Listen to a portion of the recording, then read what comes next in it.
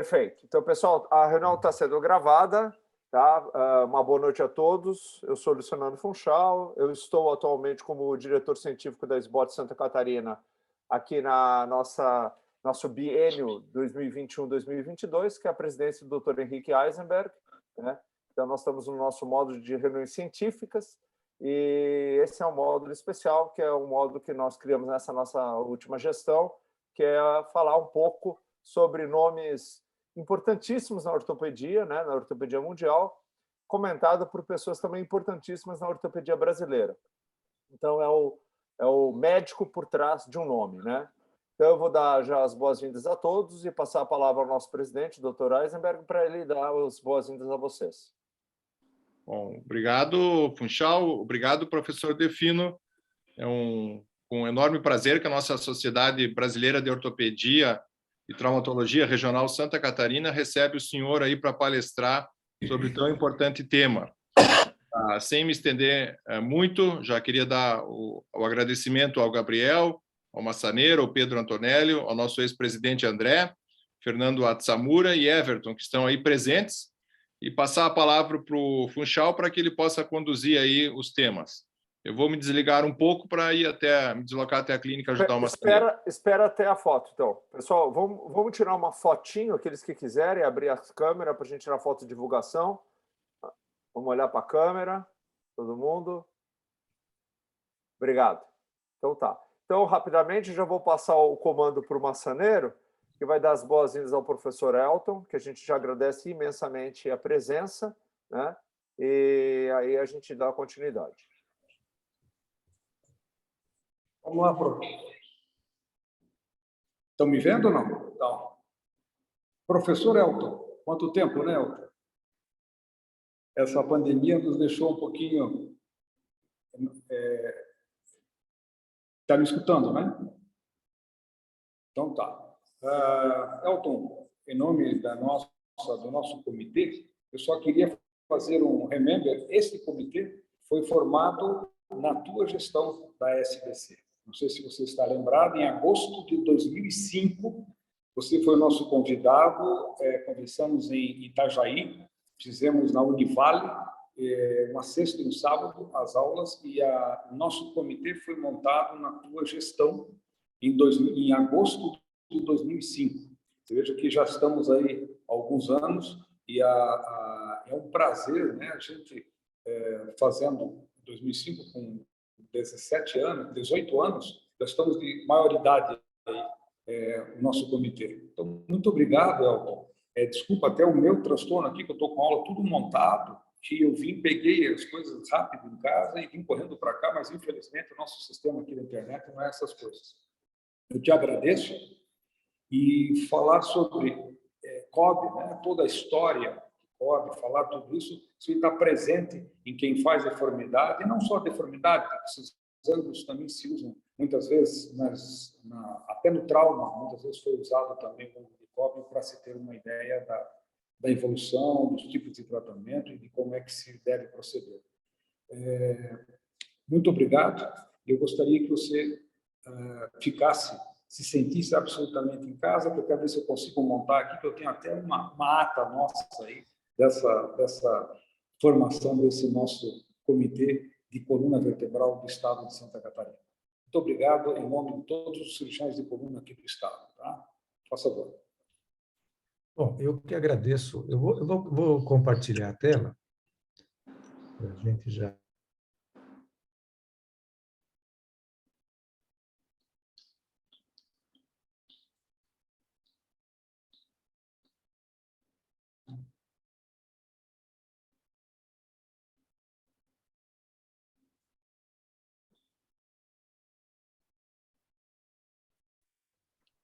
O professor Elton deu uma travadinha ali.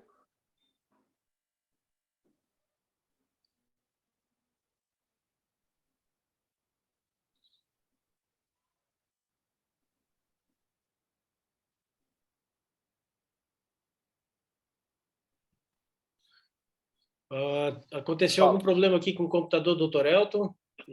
O Zoom fechou repentinamente, mas ele já está ajeitando, né, ali para voltar. Isso, tá? Já entra de novo. Isso. Já deu certo da primeira vez, não tem problema. Vamos esperar só porque ele já entra.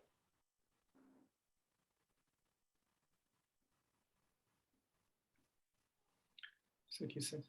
Isso, pronto. Isso, entrando de novo.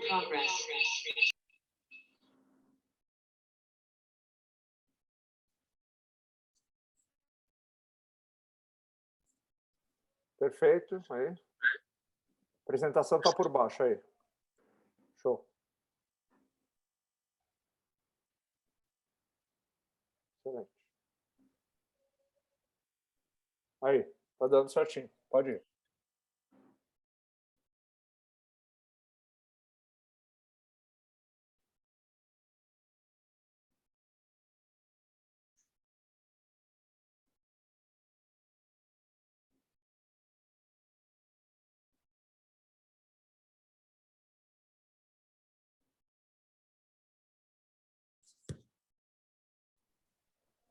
Ele está começando? Pode começar.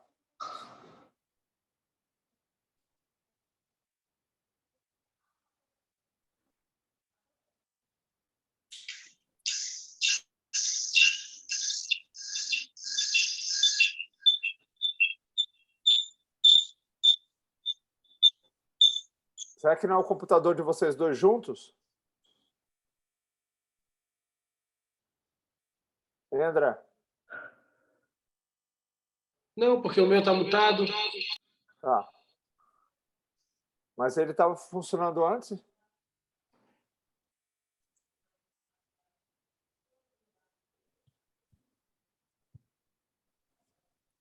Tá. E agora, estão ouvindo? Agora estamos ouvindo. Porque estava mutado, doutor. Ah, então vai lá. Pode mandar bala. Bom, eu gostaria, mais uma vez, de agradecer o convite. É sempre um prazer participar da atividade do grupo de vocês, tá? E queria, mais uma vez, parabenizar essa iniciativa, porque eu achei muito interessante. Focar temas de diferentes especialidades utilizando um nome importante, ok? E também muito bom essa lembrança do maçaneiro. Eu recordo muito bem quando a gente começou a montar os comitês regionais, e a gente fica muito feliz de ver que a semente germinou e hoje vocês têm uma árvore aí muito frondosa. O John Robert Cobb tem uma história interessante. Ele nasceu em fevereiro de 1903, né?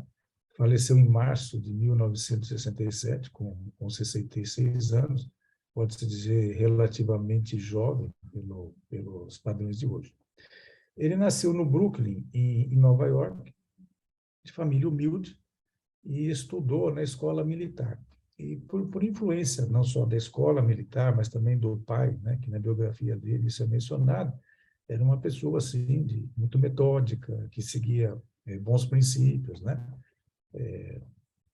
Dava valor assim à dedicação e à seriedade com que fazia as coisas. E o Cobb, como vocês sabem, nos Estados Unidos a universidade é paga, né? Não é nada público. Ele tinha dificuldades para conseguir o dinheiro para fazer os estudos, e ele foi para a Marinha Mercante, com 16 anos, para tentar juntar fundos aí para poder estudar. E ele passou por uma experiência muito difícil, porque no Golfo do México, dentro do barco lá que ele trabalhava, ele enfrentou um furacão, isso para ele foi muito marcante e ele abandonou. Ele começou a estudar, na verdade, literatura inglesa na Universidade de Brown. Depois ele foi estudar ciências biológicas em Harvard, né? Inclusive aqui na Universidade de Brown, ele recebeu o título de bacharel em literatura inglesa, foi para Harvard, onde estudou ciências biológicas, e ele só foi concluir e fazer o curso de medicina na Universidade de Yale, né? Em 1930. Então, é uma trajetória aí de muita batalha, muita dedicação e difícil, né, ter acesso ao estudo, mas ele venceu todas essas dificuldades. Só para situar quem foi o Cobb, como ele trabalhou.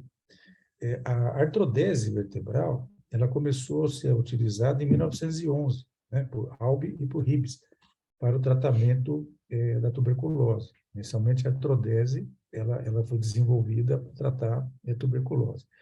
E ela começou a ser utilizada na escoliose em 1914 e os primeiros implantes metálicos em 1930. Tá? Então, o cobre pertence a essa época aí do início do tratamento da escoliose. Ele gostava muito dessa técnica do Tony Bocco, né? do gesso em fechadura, para tratar a escoliose. Ele fez muito tratamento cirúrgico utilizando essa modalidade, era algo que ele gostava. Aqui é uma foto, 1934, tá? Quando o Kolbe já estava trabalhando aí nesse hospital em Nova York, que hoje é o Hospital for Special Disease, Special Surgery, né? Ele tinha essa clínica, Margaret Casper Escoliose Clinic. E mostrando as crianças internadas, né? Isso aqui é uma foto, quando comemoraram os 100 anos do hospital, e para vocês terem uma ideia, o que era o tratamento da escoliose naquela época, né? Percebo as meninas aqui com aquele gesso em dobradiça que ele gostava, né? Para ter uma ideia do tempo, né? Hoje a gente tem uma série de facilidades, e essas pessoas realmente foram pioneiros, né? E venceram inúmeras dificuldades. Imagina a dificuldade na década de 30 para você realizar o tratamento cirúrgico de uma deformidade. Tá? Bom, o Kolbe, ele é basicamente conhecido pela medida do ângulo, né? Do ângulo de Kolbe, pelo instrumento que desenvolveu, que é um descolador especial, uma rugina diferenciada, e também pelas contribuições que ele apresentou no âmbito da classificação de escoliose, vários termos que ele desenvolveu, que eu vou comentar mais tarde. A escoliose, até hoje, tem duas coisas que não estão bem resolvidas, né? A gente que atua na área sabe disso, com o tempo vai amadurecendo o conhecimento, o entendimento, e uma delas é a mensuração das curvas, e outra a classificação, né? Aquilo que no começo da especialidade, quando a gente ainda é residente, que você abre o livro, vê lá como que mede a escoliose, como classifica, acha que está tudo ok, hoje a gente vê que não é bem assim, né, vivendo a especialidade. Então, a mensuração das curvas, né, aqui mostrando uma escoliose, um esqueleto, aqui mostrando figuras, mostrando que essa deformidade é tridimensional, a mensuração até hoje, dentro da especialidade, é um assunto mal resolvido. Tá? E a primeira publicação de mensuração de escoliose foi feita por Ferguson, né, em 1930, muito tempo atrás. Aqui tem uma nota mostrando que o Ribes, os casos foram revisados pelo Ribes e pelo Risser, né, que são pessoas também que marcaram a história da coluna com o nome, e eles tinham muita dificuldade de identificar ou de registrar a progressão das curvas, né? E esse primeiro método desenvolvido por Ferguson, ele considerava o centro, né, da vértebra superior, o centro da vértebra apical, né, e o centro da vértebra terminal. Então, ele traçava linhas unindo esse centro, centroide, vamos dizer assim, e avaliava o ângulo, que era chamado ângulo de Ferguson. Esse foi o primeiro ângulo utilizado. É interessante que, em 1948, o Kolbe apresenta o ângulo que leva o nome dele, né? O ângulo de Kolbe. Então, é o ângulo formado pela parte superior da vértebra proximal, né? Pela face inferior da vértebra distal. Mas é interessante que, na própria publicação do Kolbe, ele menciona que quem bolou esse ângulo não foi ele, foi o Lippmann, em 1935. Né? Então, é interessante que o ângulo, que ficou conhecido como ângulo de Kolbe, ele foi divulgado pelo Kolbe, mas, na verdade, não foi ele que idealizou. Ele foi idealizado por Lippmann. Né? Então, é interessante quando a gente se aprofunda na história, né? Sempre aparece alguma coisa. E é muito interessante também que o ângulo de Kolbe ele foi adotado pela SRS em 1966. Por quê? Porque o ângulo de Kolbe, quando você mede a correção da curva, ele mostra uma correção maior do que o ângulo de Ferguson. Então, por exemplo, você pega uma curva de 50, 60 graus, faz a correção e mede pelo ângulo de Cobb. Ele vai dar um fator de correção maior do que o Ferguson. Né? E aí, em 66, a Escoliose Brasileira Society adotou o ângulo de Cobb como ângulo oficial, aí, padronizou, mas tem essa coisa histórica também interessante, que ele mostra maiores correções. Era mais interessante falar que obteve uma correção de 50% do que 20% com o ângulo de Ferguson. Quando a gente fala em mensuração, tem muita coisa interessante que a barreira da língua atrapalha. Esse autor aqui, ele também fez uma medida muito interessante, ele media vértebra por vértebra, nível por nível, né? Considerava se a inclinação era esquerda, ele colocava o valor de um lado, se era direita, do outro lado, e depois unia os pontos. Um método realmente interessante, né? Mostra aí a variação da curva, mas que pouco conhecido em nosso meio pela língua, né? É só olhar o título do artigo aqui que vai ficar difícil de entender, mas tem muita coisa interessante.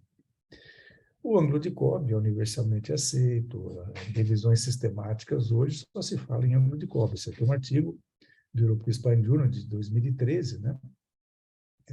Vários procedimentos utilizando o ângulo de Cobb. Quer dizer, tem manual, tem digital, tem automático, tem usando o smartphone, né?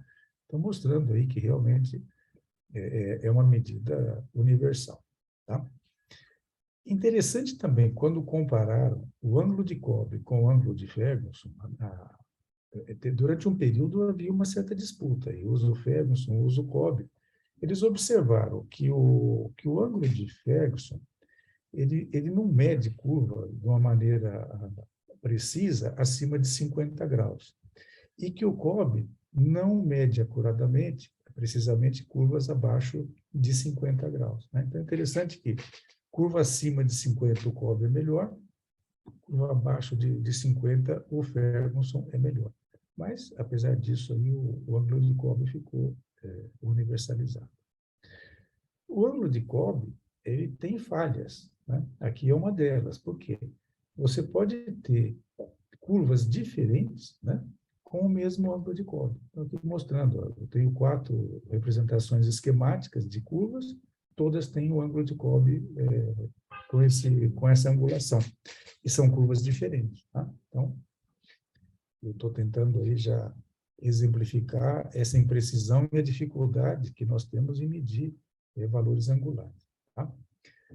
Na cifose, a mesma coisa. O ângulo de Cobb tem sido utilizado na cifose, mas você pode ter 2 cifoses totalmente distintas com o mesmo ângulo de Cobb. Tá?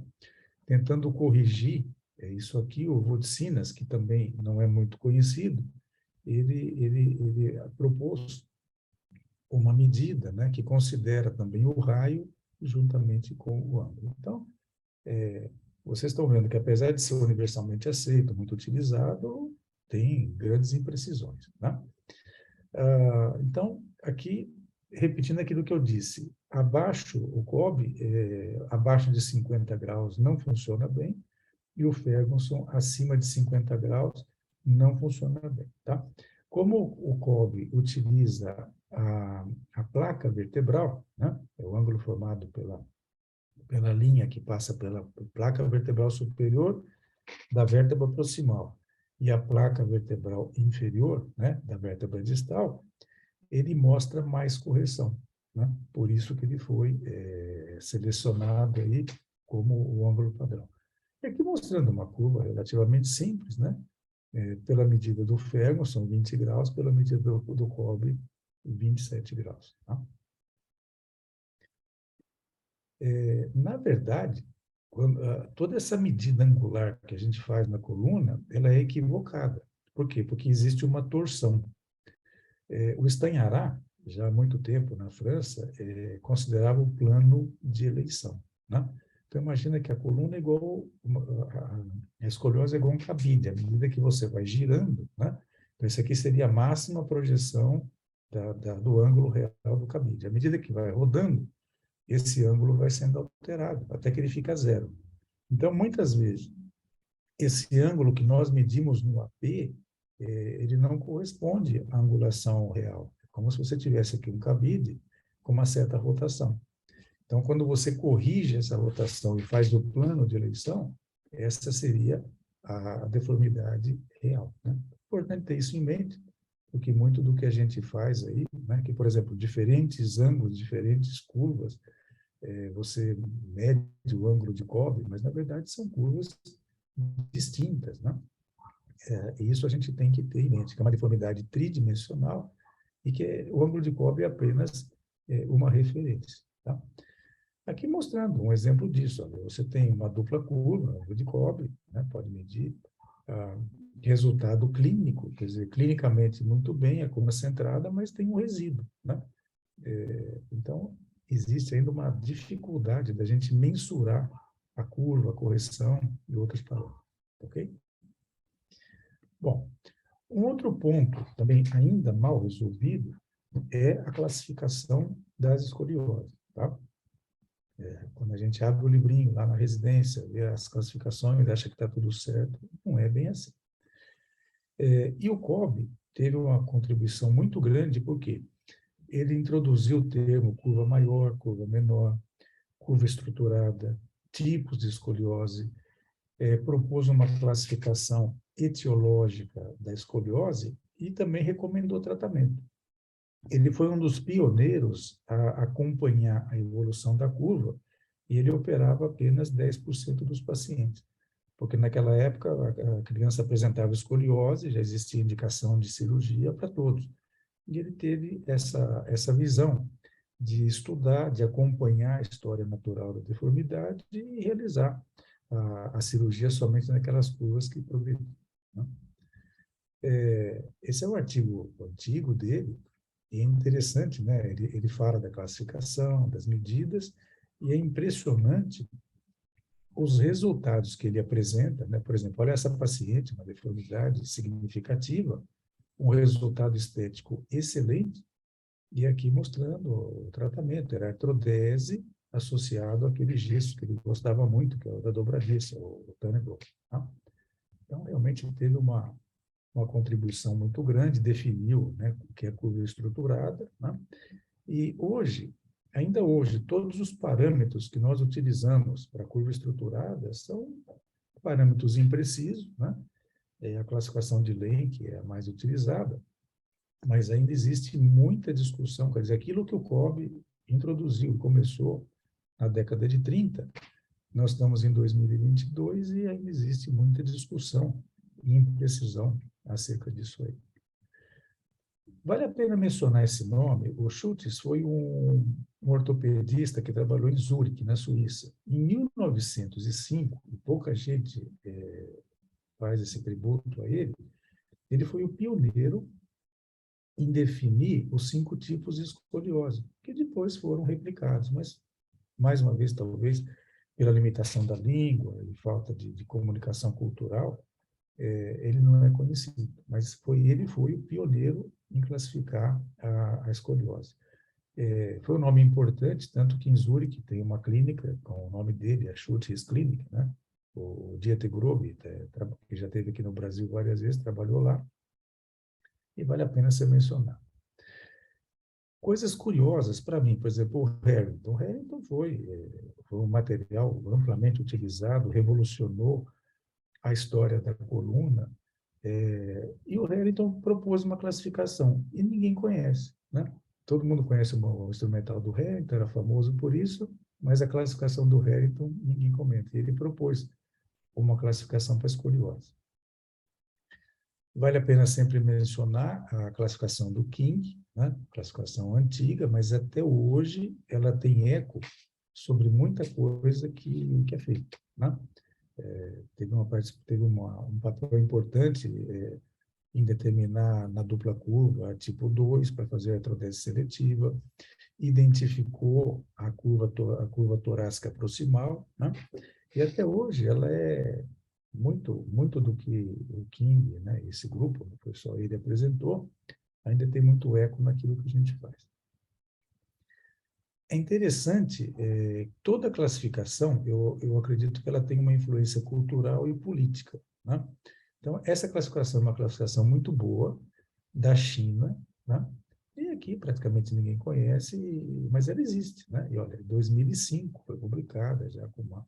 E é uma classificação interessante, quando você olha, tem uns aspectos assim muito interessantes. Já fizeram um estudo comparativo para determinar nível de artrodese, comparando essa classificação com a do Lake, que praticamente são muito parecidas, né? É interessante. E tem muitas outras classificações aí que a gente não conhece pela influência da língua, força política da sociedade, né? E outros fatores.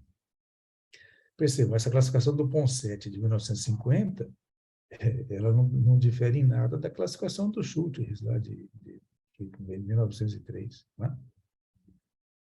E hoje, pelo menos naqueles países onde tem uma influência maior da cultura americana, a classificação do Lenk é mais aceita, mais utilizada. Na Europa já não é tanto assim, né?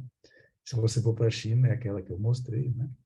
Mas em nosso meio é a que predomina, organizou muito o raciocínio não só de reconhecimento, mas de tratamento da escoliose. Mas ainda com vários pontos mal conversados. Por exemplo, o critério de rigidez da curva, né?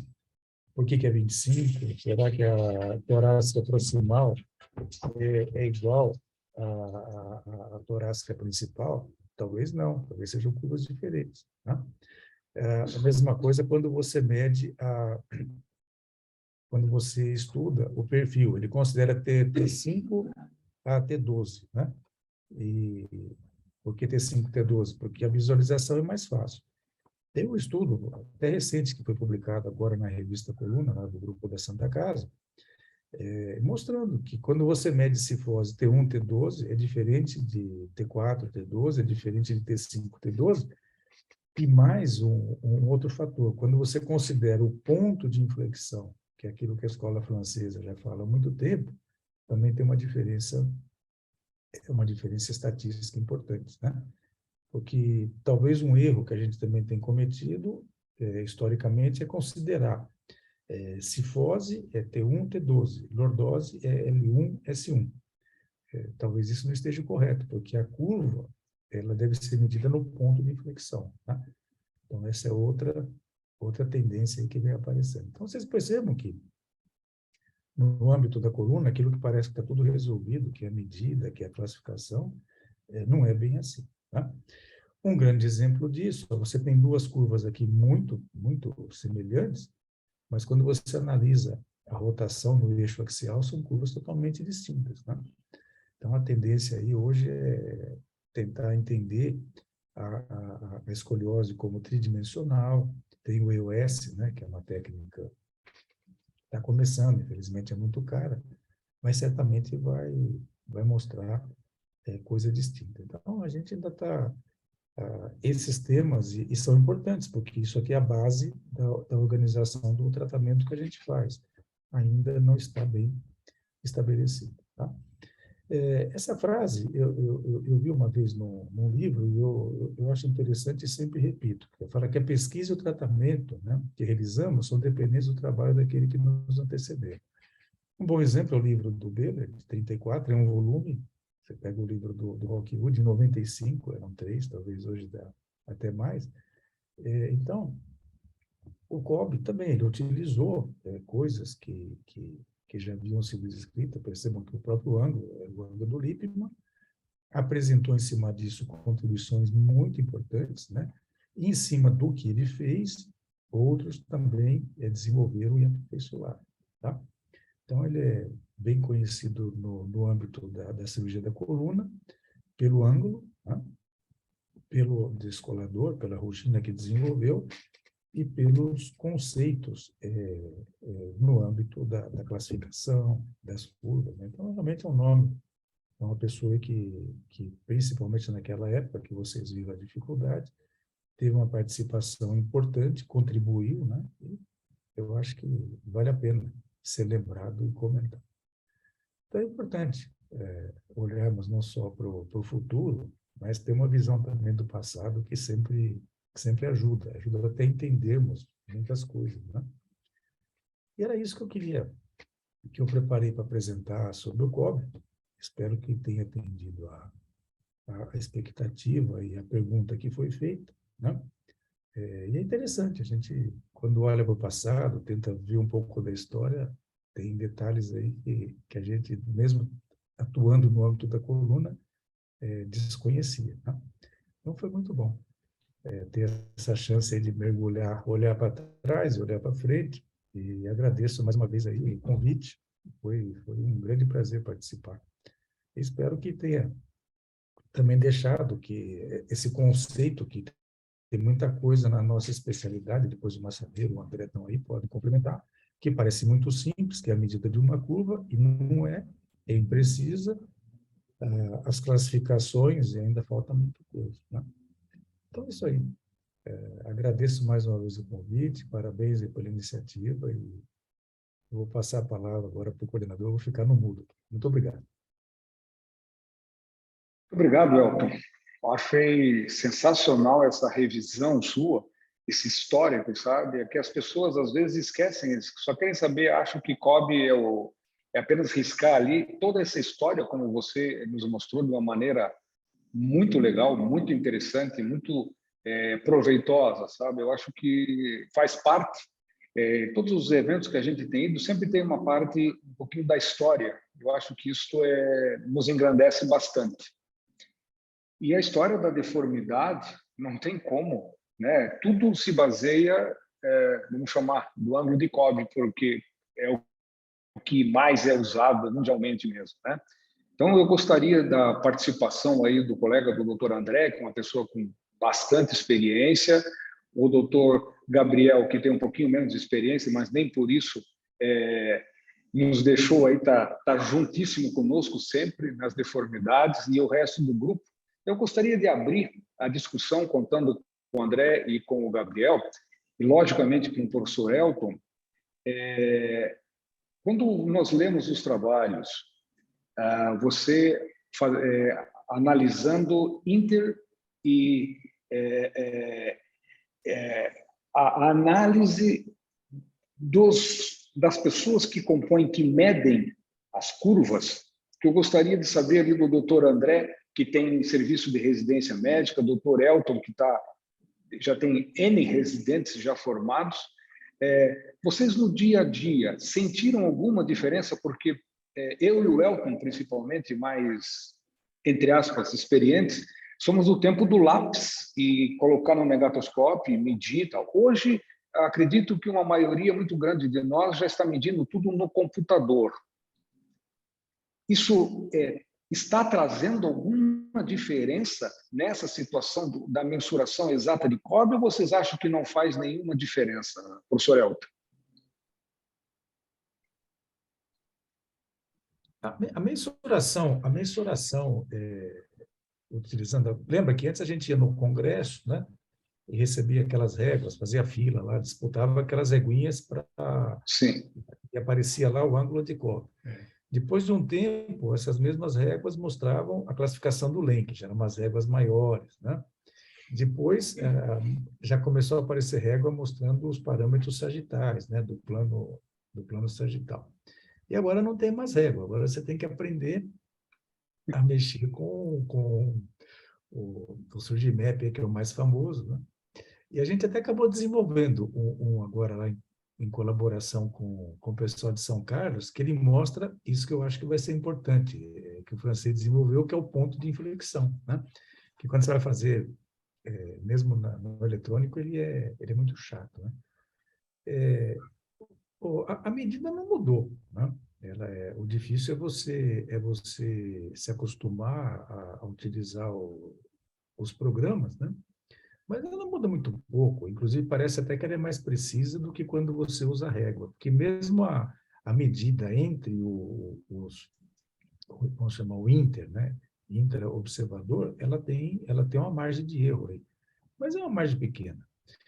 Eu confesso que hoje, assim, eu não dou muita bola para valor de ângulo de COB, não. Quando eu vou tratar escoliose, mede lá, tem que medir, mas assim, não é isso que direciona o meu tratamento, né? E eu fiz questão de colocar aquela escoliose, que é até uma técnica a técnica do Miladi, que a gente usa para neuromuscular, e eu comecei a fazer para algumas dupla curvas, né? E no próprio Surgimap hoje, ele tem um parâmetro lá que não mede ângulo, ele mede a superfície e aqueles ângulos estéticos da pessoa. E eu acho que isso é o mais importante, né? Às vezes você tem um bom resultado estético e ainda tem uma curva residual. Às vezes você tem um paciente que você deixou zerado e ele fica com o ombro mais alto, né? Então, eu acho que não tem como voltar. Essas medidas eletrônicas aí, elas chegaram para ficar. Depois que você aprende a utilizar, ela é mais rápida, você mede vários parâmetros aí de uma maneira mais rápida, né? Mas, assim, não mudou muito, porque o erro ele é até menor e também, como eu disse, eu não valorizo. Por exemplo, tem COB 50 graus, tem que operar. Depende. Se tem um tronco bem equilibrado, se o paciente não quer operar, não precisa, né?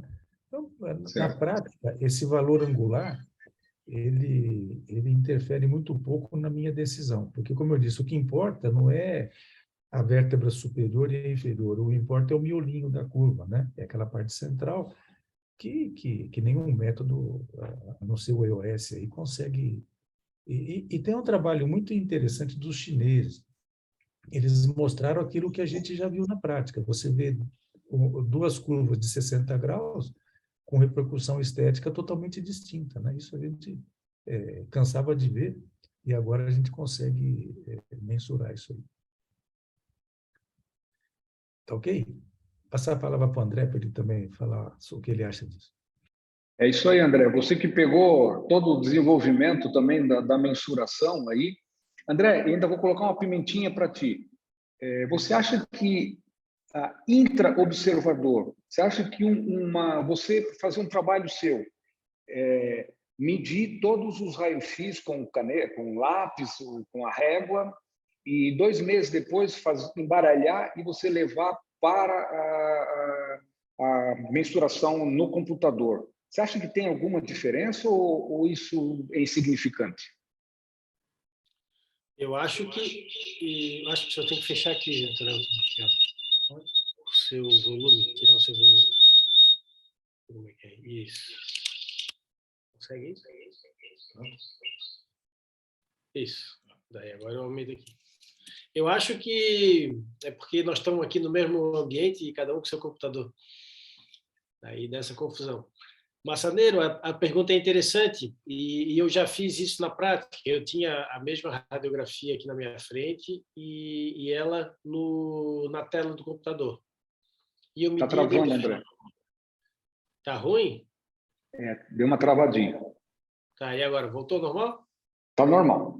Então, tá, deve ser a internet aqui, eu acho. Então, isso. Mas, enfim, eu já tive a oportunidade de estar com a mesma radiografia fisicamente, no negatoscópio na minha frente, e ela, simultaneamente, a mesma imagem no computador, no sistema da clínica lá.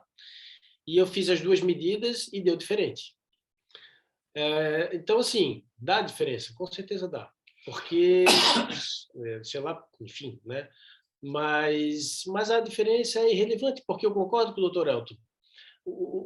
Assim, o valor especificamente preciso, se deu 39, ou se deu 40, ou se deu 41, não é isso que vai definir se a pessoa tem indicação de tratamento cirúrgico ou conservador, ou colete ou não, porque, acima de tudo, a gente tem que tratar o paciente. Então, a gente não trata raio-x, a gente não trata curva, a gente trata o paciente, né? E então tem que levar em conta diversos fatores. E eu também sempre digo que o método de COB, ele é que nem pesquisa eleitoral, né? Tem margem de erro. Então, o Bolsonaro está com 30% dos votos, mas é de 28 a 32, né? Então, quantas vezes tem, por exemplo, escoliose congênita, a gente vai acompanhando ao longo da infância. Então, vem uma radiografia que a criança tem 30 graus de curva. Dali um ano, ela está com 34. Aí vai no outro ano, ela volta com 28. Depois, no outro ano, ela está com 32. E isso quer dizer o quê? Quer dizer que piorou, que melhorou? Não, quer dizer que está mantendo estável, né? O problema é quando você tem uma curva que está com 30, dali um tempo ela está com 32, dali mais um tempo ela está com 35, dali mais um tempo ela está com 38, aí claramente você vê que tem uma tendência de progressão. Então, não é a progressão de uma radiografia para outra, né? A piora, entre aspas, de uma radiografia para outra, que vai te dizer, está progredindo. Mas, porque existe essa variabilidade intraobservador na mesma radiografia, mas o paciente, quando ele se posiciona também, se ele se posiciona mais de um lado, mais do outro, isso altera a medida. Porque a gente está medindo, o método de Kolbe, ele é a medida de um plano. E a escoliose, claro que a gente está falando aqui qual tipo de escoliose, neuromuscular, congênita, idiopática, mas, em geral, qualquer tipo de deformidade da coluna nunca é em um plano só. Sempre é em 2 ou 3 planos. Então, você tem uma deformidade de 3 planos que você está medindo em um plano só, né? E como o Dr. Elton mostrou ali, né, qual é o plano melhor para você medir a radiografia? Então, o Stanhará já mostrou isso, né? Então, a gente, deixando o paciente em oblíquo, você consegue uma curva muito maior. Na escoliose idiopática do adolescente, em geral, a gente tem uma hipocifose torácica. E não é isso que a gente vê na maioria das nossas radiografias. Em geral, os pacientes têm uma cifose razoável até. Mas quando você vai fazer o estudo com EOS e faz a análise verdadeiramente axial da curva, da vértebra, da escoliose, e tridimensional, com certeza, aí os estudos têm mostrado que o que acontece é que realmente existe uma lordose torácica verdadeira, né? E a gente não consegue pegar isso analisando a cifose torácica pela radiografia no plano sagital. Então, mas assim, do que tem de menos pior é o método de Kolbe, né? Que nem mais ou menos a democracia, né? De todos os sistemas de governo, né? Ela não é boa, mas de todos é o menos pior, é o que a gente tem. Vamos por aí. Certo, tá certo. E Gabriel. a democracia e o capitalismo, né? Não conheço nada, nada é perfeito, nada é bom, mas não conheço sistema menos pior do que esses dois. É isso aí. Gabriel, em relação ao Kolbe, existe hoje muito questionamento em relação aos dispositivos de tração pré-operatório, push-prono. Até onde você acha que isso aí influencia? Qual é a ideia? O que você tem visto em relação a isso aí? Massa, boa noite. Parabéns, doutor Elton, pela aula também. A gente tem usado a tração, curvas mais neuromusculares ou curvas mais rígidas. Volta e meia a gente faz com tração para tentar estimar o grau de correção dessas curvas, né? Na hora que bota o paciente na mesa, anestesiado, como que isso aí vai ficar. Volta e meia eu faço tração, não é uma rotina em escoliose idiopática, eu não costumo fazer. Pacientes que vão para cirurgia, eu faço as inclinações laterais, mas a tração é fundamental. Eu vejo mais escolioses neuromusculares, é o que a gente faz. E normalmente sou eu que desço na mesa do raio-x, eu que ajudo a mãe ou o pai a tracionar. É fundamental a gente que vai operar estar bem ciente como é que está sendo feita essa imagem, né? Não dá para simplesmente deixar o técnico do raio-x fazer isso aí, ou pedir para o pai, a mãe, puxa aqui, puxa dali, eles não puxam como a gente puxa, né? Então, a tração mas é fundamental, eu gosto muito de fazer raio-x com tração e gosto muito também de colocar tração, os alocranianos nos tratamentos, acho que a cadeira de Stanhará a gente tem aqui no nosso hospital.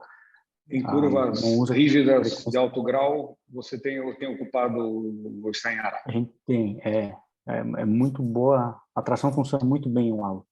A maior dificuldade que eu vejo é convencer os pais a deixarem uma criança ali, ou um adulto mesmo. O mais recente que a gente usou era um adulto de 19 anos, e chegou ali com uns 20 quilos mais ou menos, ele pediu para tirar, já estava quase 4 semanas tolerância, internado. Né? Então é difícil, mas é muito bom, é muito bom. É outro resultado de cirurgia, eu vejo. Uma curva rígida de 100 graus que tu reduz para 60 graus quando vai operar, é outra cirurgia, né? A gente entra muito mais tranquilo. Certo. Colega, o Clóvis quer entrar de São Paulo. Olá, Clóvis. Quer dar uma opinião em relação às trações, em relação a inter e intra observadores, a mensuração de COB? Qual seria o seu comentário, colega? Por favor. Boa noite, tudo bem? Alguns de vocês já devem me conhecer de vista aí. Sim, com certeza. Eu sou da equipe do Dr. René. Comecei minha vida com o Dr. René quando ele ainda estava com o Dr. Landim. Eu acho que assim, existe uma tentativa de padronização sempre na medicina e muito na ortopedia, né, das classificações, medições de ângulos. Mas eu acho que assim é muito simplista a gente reduzir uma patologia a uma simples medição.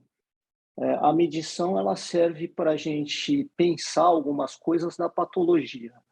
No caso da escoliose, é uma deformidade bem complexa que envolve vários planos. Nenhuma classificação é completa e ideal, e até na classificação de lente tem curvas que não podem ser classificadas.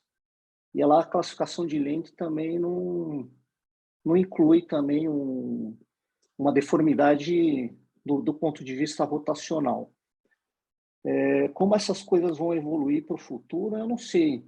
Mas o que a gente deve pensar que a escoliose, existe um mistério aí, tanto na etiologia de como se forma as curvas, mesmo assim, por exemplo, uma neuromuscular ou qualquer etiologia que você pensar, a gente não sabe o mecanismo de como essa curva vai evoluir, como ela vai se comportar. A gente só sabe medindo que ela piorou e para onde ela foi depois que ela piorou. Mas a gente não sabe realmente como é que funciona cada curva. Então, talvez isso seja uma coisa para pensar para o futuro. E como a deformidade ela é muito complexa, envolve muitas coisas em vários planos, e além disso, não só a medição de ângulos e flexibilidade, talvez no futuro, eu não sei se alguém vai pensar um dia nisso, talvez de inteligência artificial, em programas que olhem evoluções das curvas e que vejam também a flexibilidade das curvas para programar o tratamento. Hoje eu acho também ainda um pouco, a gente bem atrasado, se a gente for falar assim, a gente fica aqui determinando níveis de artrodese sem nos preocupar, às vezes, com como essa curva vai se comportar e de onde ela veio. Eu acho que é uma coisa que a gente não tem a resposta hoje. Mas o que eu vejo é que o tratamento da escoliose ainda, para mim, me parece uma coisa muito agressiva. Uma artrodese numa extensão bem grande, numa criança, num adolescente. Hoje a gente não tem como evitar, mas são coisas que a gente deve pensar. O conhecimento, igual eu estava falando do passado, ele serve para a gente entender o que aconteceu no passado e esses médicos que estavam no passado também tiveram os seus erros. Isso serve para a gente aprender. Mas o conhecimento para o futuro, hoje ele evolui muito rápido, muito mais rápido. Exatamente. Dentro desse raciocínio, Clóvis, dentro desse teu raciocínio, eu queria pegar um gancho ali com o professor Elton. Elton, a hora que chega no ambulatório, aquele paciente com a escoliose idiopática que você operou há 20 anos atrás, chega lá para uma revisão, eventualmente, passa na tua cabeça, pô, o que eu fiz há 20 anos atrás, não vamos colocar o material, mas sim níveis de artrodese. Você diz assim, pô, isso aí foi uma bela de uma coisa errada que eu fiz. Isso soa na sua cabeça dessa maneira?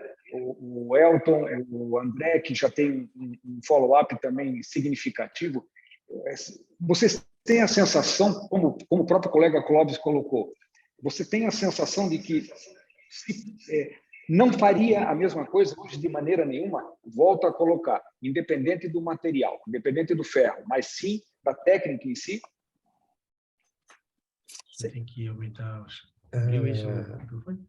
Sem dúvida, sem dúvida.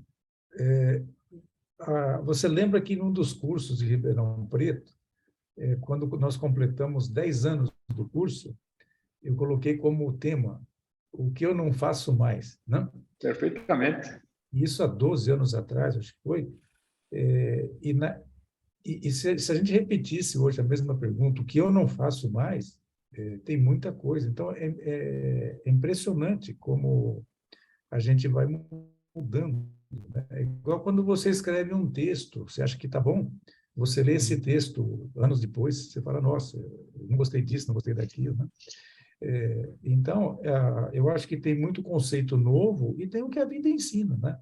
Eu acho que tem hora que você tem muita coisa que depois de um determinado tempo de praticar e de ver aquilo, você não acredita naquilo que está escrito. O cara fala, não, isso não é bem assim, né? Então, eu acho Pois que é, a Elton, vivência... mas isso tem a ver com níveis de artrodese. Você acha que nós poderíamos ser mais econômicos do que a T3L4, sabe? Esse padrão que se tem, por exemplo, no Alenc 3, T3L4, aquela coisa que sai meio no automático, ou as coisas tendem a mudar, a fazer alguma coisa mais seletiva? Qual é o teu ponto de vista? Não, mudou. Porque se eu pegar os casos que eu tratei, eu conduzi há 20 anos atrás, hoje, a maioria deles eu faria coisa diferente, né? Por quê? Porque os conceitos mudaram, né? Muita coisa foi, por exemplo, foi comentado do raio-x em tração. Hoje, se você faz um raio-x em tração, você pode parar uma artrodese lombar em L3 com muita tranquilidade. A gente não pensava em fazer esse raio-x em tração há anos atrás, não? Tem escolas que preconizam, coisa que a gente não faz, até fazer o raio-x com o paciente anestesiado para economizar mais nível, né? E tem também a experiência, você vai fazendo, você vai praticando, você vê seus resultados. Eu acho que eu gostaria de estar começando agora com o que eu já vivi, né? Então, apenas estamos no fim do segundo tempo, mas eu queria estar entrando em campo agora. Esse é o sonho, né? Não vai dar. Mas acho que não. Não, acho que. E daí, André, estás diminuindo os níveis de artrodese ou acha que não dá? Como é que está isso? Então, Elton... A tração tem te ajudado, André? Tens feito transoperatório a tração? Não. Não faço. Não acho, não gosto. Acho muito perigoso. Eu uso tração dentro uso uma haste de distração temporária. Boto parafuso e tal, boto a tração ali, faço uma distração e aí vou fazendo a cirurgia, colocando os parafusos e vou fazendo distração à medida que a cirurgia vai andando, isso ajuda. Mas, em geral, eu não uso tração alofemoral, eu acho meio perigoso, não vejo muito sentido. Não é a minha experiência, nada contra também. Com relação a 20 anos atrás,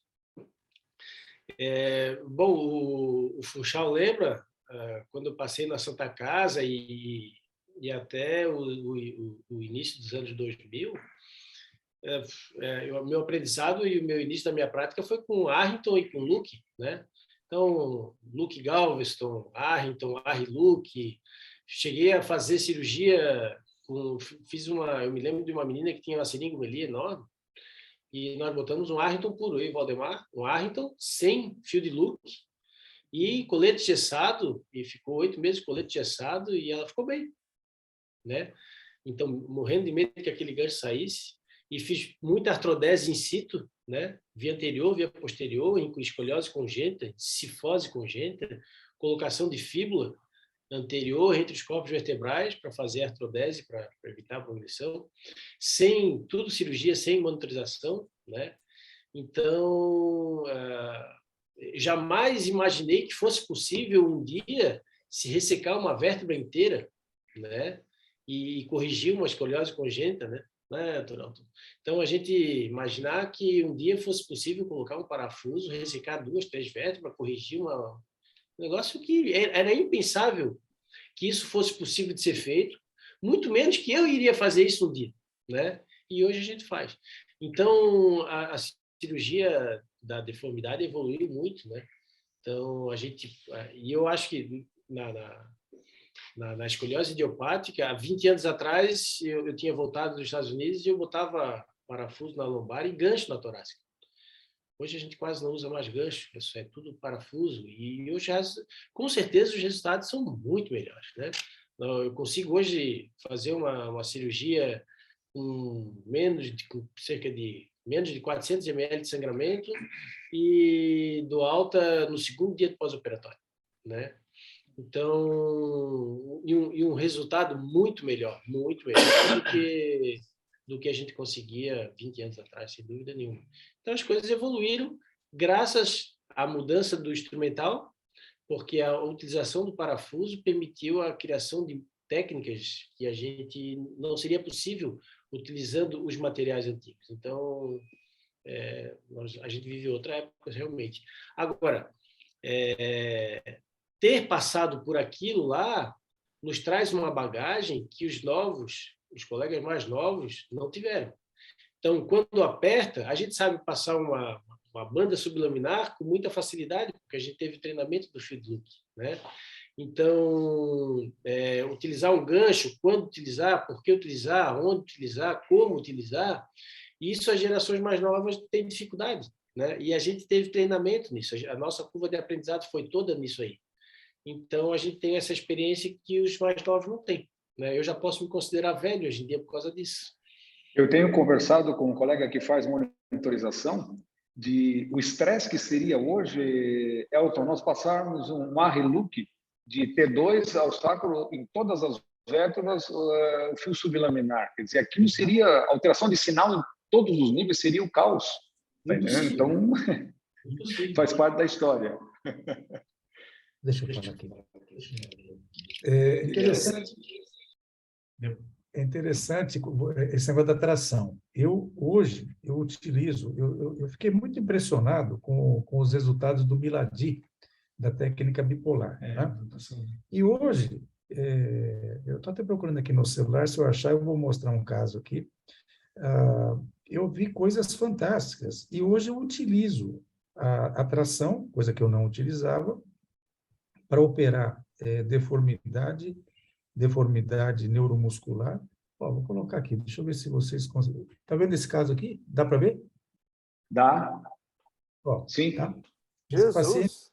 Esse paciente na tração com a técnica do Milady. 2 incisões pequenas. Tá? Isso aqui vai contra tudo aquilo que a gente aprendeu, né? Mas não faz artrodese, não. Ele usa a tração, faz a técnica dele, que é bipolar. Ele vai estar em Ribeirão agora, no curso. A gente vai ter, é a segunda vez que ele vem. Mas, então, eu não fazia isso, hoje eu faço. Né? E ele utiliza gancho proximal fazendo uma garra.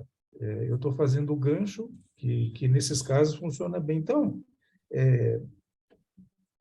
respondendo aquela sua pergunta e complementando até o que o André falou, a gente tem que aproveitar a experiência dos outros, aquela imagem que eu mostrei dos livros, né? E a gente vai dando uma de macaquinho, vai copiando, né? E alguma coisa a gente vai introduzindo aí de ideia própria, né? Mas a tração hoje eu uso mais do que eu usava antes. Eu opero paciente neuromuscular em tração. Esse é um dos casos bem graves, eu acho que exemplifica bem a dimensão da técnica, né? Então, a tração hoje eu uso muito mais do que eu usava antes. Neuromuscular, hoje eu opero em tração e eu uso a fixação bipolar só para corrigir, só para manter a correção que você obtém. Né?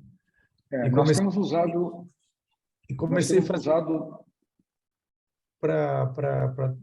fazer isso também para idiopática, né? Para dupla curva, aquela figura que eu mostrei. Então, a gente tem que ir assimilando o conhecimento e a experiência dos outros e tentando aprimorar, né? Então, por isso que eu falo, eu olho o que eu faço, o que eu fazia numa neuromuscular há 20 anos atrás, totalmente diferente do que a gente faz hoje, né? E, às vezes, até voltando a utilizar a técnica antiga, como a tração, né? Mas já com um conceito diferente, né? É muito dinâmico, acho que mudaram bastante. Nós temos usado também, Elton, em situações de idiopática, acima de 60 graus, a gente tem usado praticamente de rotina a tração transoperatória, e a hora que a gente vai ver, depois da anestesia, um relaxamento interessante, encurta o tempo cirúrgico, sabe? Algo para nós, a gente tem estado contente com a tração transoperatória, sendo tanto idiopática como em neuromuscular. Eu quero saber ali com o Funchal, em relação ao horário, Funchal, nós temos break, temos a obrigação de fechar em Sim, quanto tempo? lembro, porque até o Dr. Elton e o André, eles têm um compromisso agora aí onde eles estão. Então, nós temos certo. que liberá-los também. Então, tá. Não, é que eu teria um caso clínico apenas, com uma discussão, mas perto do que já foi mostrado aí, eu acho que já não vejo como algo necessário, sabe? Acho que a conversa, o que foi acrescentado pelo Dr. Elton, Dr. André, Dr. Gabriel, o Clóvis, não sei se eventualmente os outros colegas que estão também na mesa, que estão na sala, gostariam de emitir alguma opinião, algum comentário específico. Fiquem à vontade aí, por favor. Dr. Chanamé, doutora Cíntia, Dr. Rodrigo Lauscher, gostaria de fazer algum comentário mais específico? Acho que é difícil, né, depois da aula do Dr. Elton, falar com você, né, vocês aí que são super especialistas, né, o André, você, Massaneiro. Acho que a mensagem ela foi passada, viu? Eu acho que o fundamental é o que foi feito. A ideia desse projeto aqui, viu, professor Elton? A gente primeiro quer agradecer imensamente a sua aula, a sua presença, e tocou no ponto fundamental, que o conhecimento que nós temos hoje ele é graças ao conhecimento do passado. Não existe isso daí. O André tocou numa coisa muito importante. Nós que fomos formados numa medicina diferente, a gente acabou tendo uma bagagem, né? Eu sou o mais novo de vocês, né? Mas não tão novo, né? Achei fantástica a tua ideia de eu começar hoje a minha carreira médica com o conhecimento que eu tenho agora. Seria fantástico. Felizmente isso não vai ser possível, mas o aprendizado ele é muito bom, né? Tive o prazer de conhecer o André lá na Santa Casa também e ver que de verdade esses conceitos eles estão se perdendo, infelizmente. A ideia aqui é reviver isso daí, né? Então, o Cobb foi um cara muito importante, como o próprio Harrington foi um cara muito importante, como todos os outros que foram citados, Ferguson, né? Cobb, entre outros, né? Logicamente, são cirurgiões que fizeram o nome aí da cirurgia da coluna do mundo, né? E a gente aprendeu com eles, né? Eu fiz muito esse ângulo de Cobb, faço joelho, basicamente, mas eu acho que a ideia fundamental era isso aí, resgatar, né, um passado que de verdade faz parte do nosso presente, porque sem ele nós nada saberíamos, né? E é fantástico ali, né? Eu acho que a oportunidade que nós tivemos hoje é muito boa. Agradecer a todos vocês, porque a gente tem até um compromisso, né, com relação ao horário. Vocês têm outro compromisso aí, vocês estão aí no Chile, né? E agradecer, né, imensamente aí a participação de vocês. Isso vai ficar gravado aí no nosso conteúdo de SBOT Santa Catarina. Tá certo? Eu gostaria de agradecer também ao Funchal a tua disponibilidade, né, Funchal? Porque você, só um breve históricozinho, em julho do ano passado, o Funchal me mandou uma mensagem, falou: Massaneiro, eu gostaria que você montasse uma mesa para a gente falar sobre ângulo de Cobb. Aí eu falei: Funchal, mas para quando? Não, é para o dia 28. Pois é, mas está faltando 2 semanas. Não, você não está entendendo, é para daqui 1 ano. Ou seja, essa tua organização, isso é muito, muito legal, sabe? A gente não está acostumado, o Brasil, o médico tem que se acostumar com isso, a se programar e assumir o compromisso como foi assumido, sabe? Eu acho que isso, nós temos que passar isso, nós que somos formadores de outros colegas também, de residente, então, colocar isso como seriedade. Eu acho que isso é extremamente importante, que nós temos um compromisso com a entidade, com as sociedades, sabe? Eu acho muito legal, eu gostaria de agradecer imensamente a disponibilidade do Elton, o André, que veio junto assim, com uma colaboração excepcional, ao Gabriel, que está aí batalhando e está muito forte já, fazendo as coisas muito interessantes, ao Clóvis, prazer, Clóvis.